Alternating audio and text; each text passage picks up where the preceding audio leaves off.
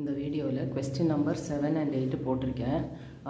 இது வந்து ஃபர்ஸ்ட் வந்து எல்லாரும் ரீடர் கையில் வச்சுருக்கீங்களா அப்படின்றதுக்கு வெரிஃபை பண்ணிக்கணும். நீங்கள் வந்து கொஸ்டின் என் கூட படிக்கணும். கொஸ்டின் படித்தா தான் உங்களுக்கு அது புரியும். ஒரு சில இடத்துல கொஞ்சம் ஒரு மாதிரி ஒரு சின்ன கான்ட்ரவர்ஷியலாக இருக்கிற மாதிரிலாம் உங்களுக்கு தோணும். அது வந்து நம்ம திங்க் பண்ணோன்னா அந்த கொஸ்டின் படிச்சுட்டு இருக்கோம். 7th கொஸ்டின் என்ன கேட்டிருக்காங்க, என்ன கொடுத்துருக்காங்க அப்படின்றத. It's given that 5% of the electric bulbs manufactured by a company are defective. 5% டிஃபெக்டிவாக இருக்கும். 5/100 தான் டிஃபெக்டிவான பல்பு சூஸ் பண்ணுறதுக்கு. அதான probability small p. And use Poisson distribution to find the probability that a sample of 120 bulbs will contain no defective. So sample number small n 120.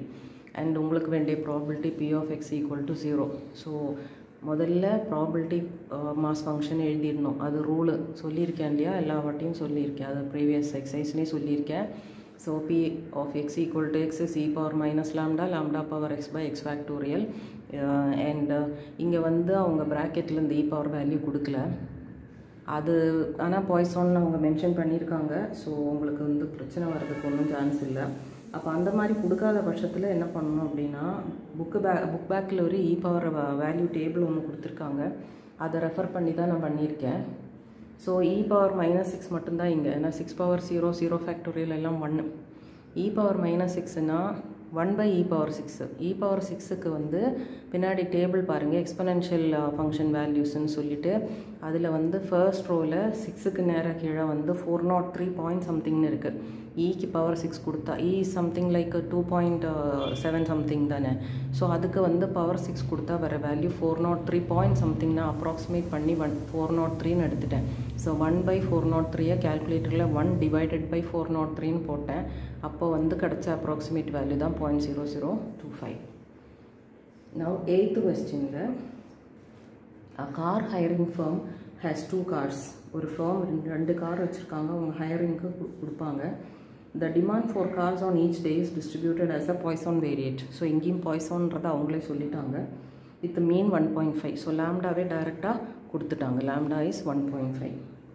Calculate the proportion of days on which. proportion of daysன்னு கேட்கும்போது அவங்க probability தான் மீன் பண்ணியிருக்காங்க. ஏன்னா நான் proportion of டேஸ்ன்னு சொல்லும்போது உடனே வந்து ஒருவேளை அவங்க ஏதாவது பர்சன்டேஜில் கேட்குறாங்களா அப்படின்றது உங்களுக்கும் எல்லாருக்குமே டவுட் வரும். ஸோ நானும் பார்த்தேன். பட் அந்த ப்ராபிலிட்டியை தான் அவங்க ஆன்சராக கொடுத்துருக்காங்க.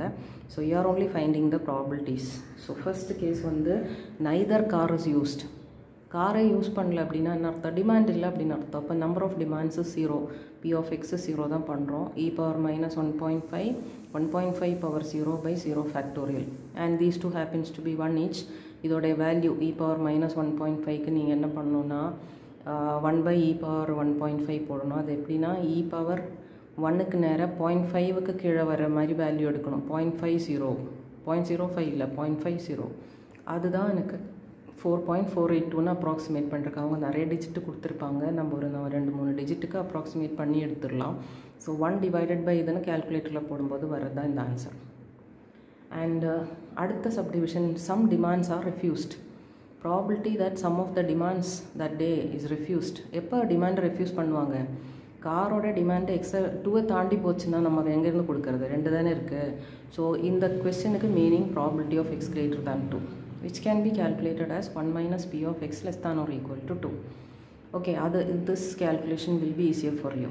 So it is 1 minus complementary நம்ம படிச்சிருக்கோம். 1 minus p of x is 0 plus p of x is equal to 1 plus p of x is equal to 2. These are the values which be added and subtracted from 1. So அது மூணுமே ப்ராக்கெட்டில் calculate பண்ணுறோம். e power minus lambda எல்லாத்துலேயும் காமனாக இருக்குது. அதாவது e power -1.5 அது வெளியில் எடுத்துட்டேன். இங்கேருந்து மிச்சம் இருக்கிறதோ 1 தான். இங்கே 1.5 பவர் 1 வரும். லாம்டா பவர் 1னா 1.5 பவர் 1.